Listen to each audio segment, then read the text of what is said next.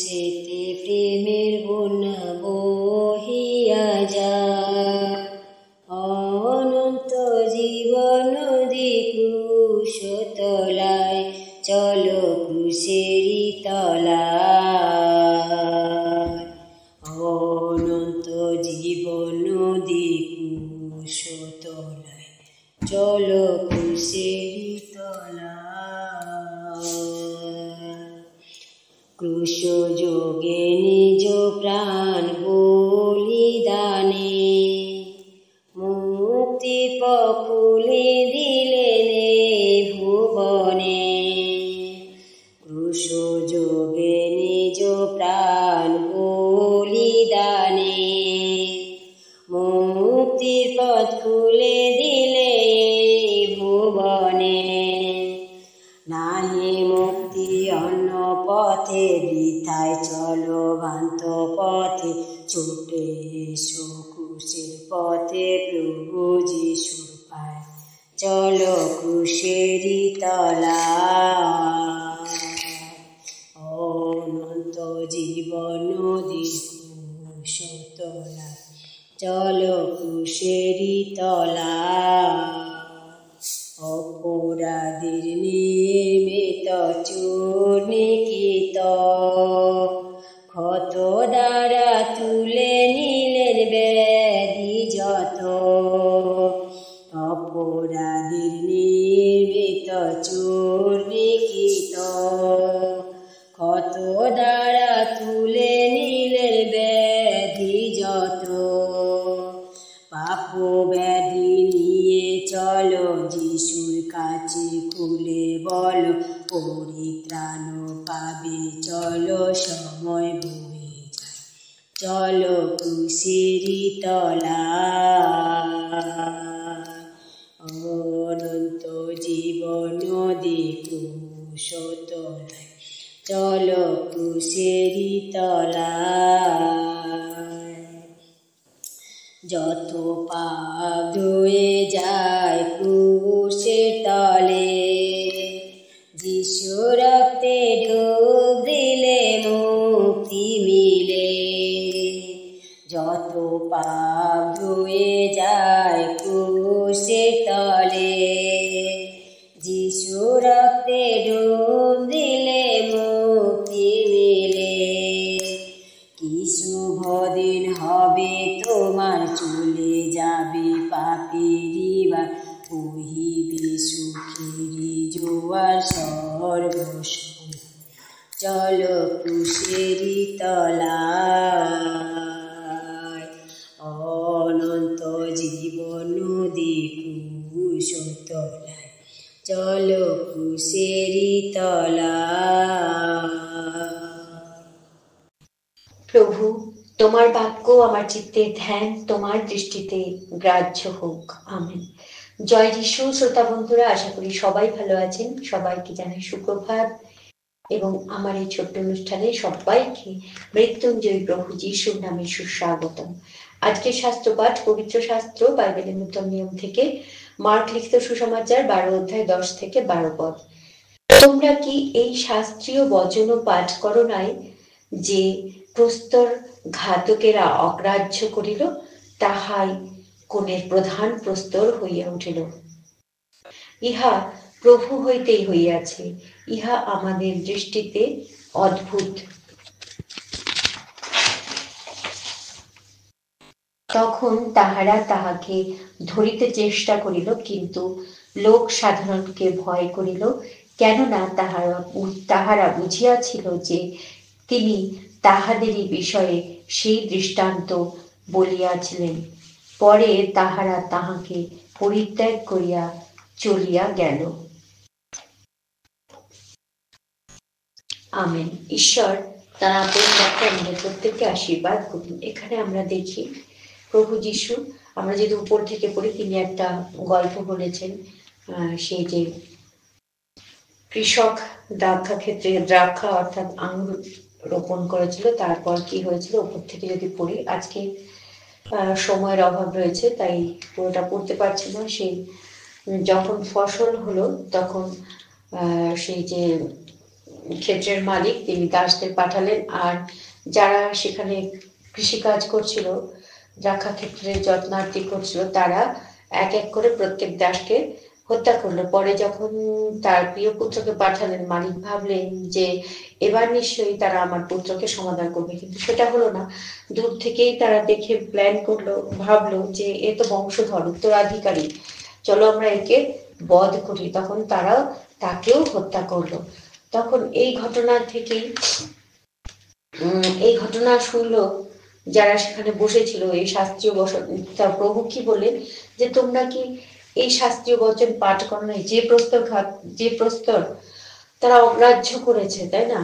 অগ্রাহ্য করেছে, যাকে গুরুত্ব দেয়নি, সেটাই কোণে প্রধান প্রস্তর হয়ে উঠেছে। ঘাতকেরা যাকে অগ্রাহ্য করেছিল, সেই যে গল্পটা, সেই পুত্রকে, তাই না, মালিকের পুত্রকে হত্যা করলো, সেই প্রধান প্রস্তর হইয়া উঠল।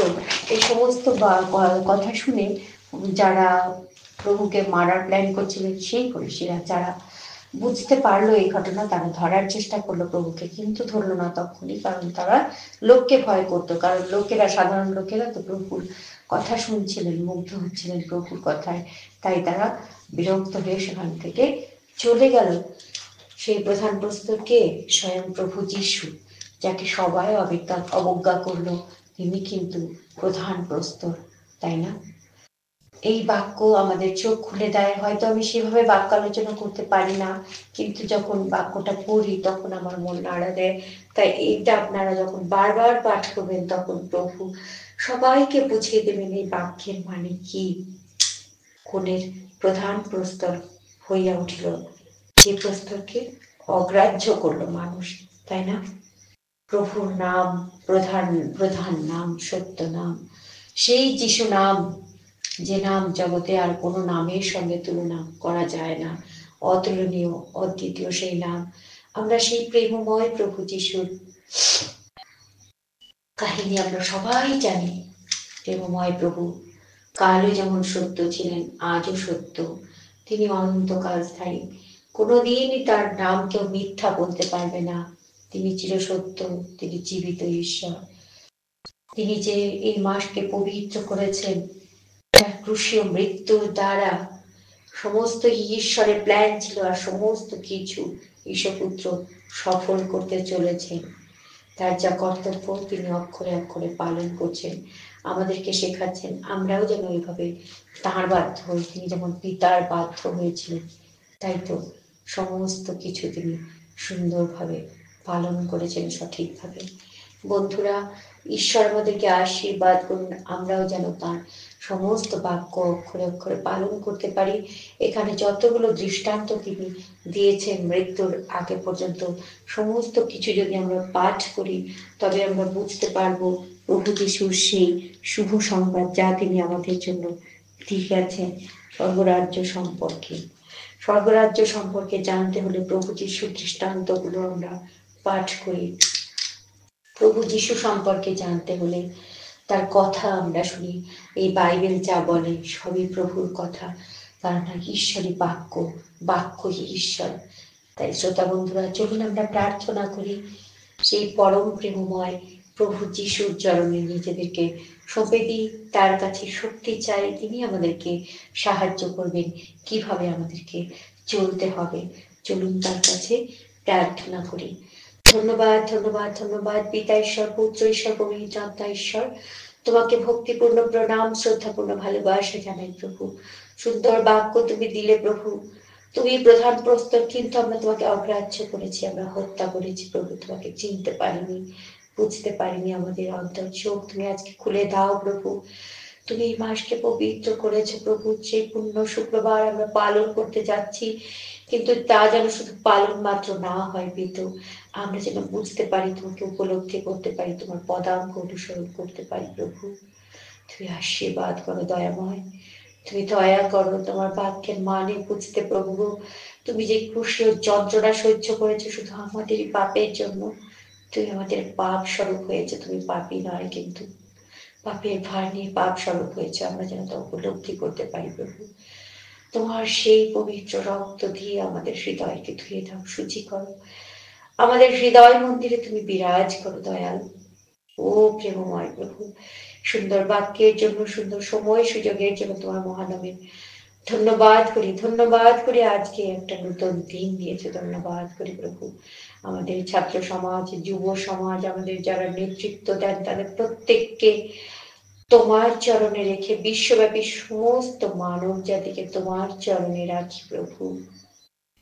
ও পিতু, আমার বাক্য যেন ছড়িয়ে পড়ে চারিদিকে প্রভু, আমাকে তুমি বলার ক্ষমতা বৃদ্ধি করে দাও এবং যারা এই বাক্য শুনবেন তারা যেন বুঝতে পারেন বাক্যের মানে প্রভু। তুমি কে, তুমি কেন এসেছো পৃথিবীতে, তা প্রত্যেকে যেন বুঝতে পারে। আমি বুঝতে না পারলেও তুমি আমাদের প্রত্যেককে বোঝার জ্ঞান বুদ্ধি দাও প্রভু, যেন সবাই বুঝে তোমাকে উপলব্ধি করতে পারি, হৃদয়ে জায়গা দিতে পারি প্রভু। তুমি আমাদেরকে সাহায্য করো।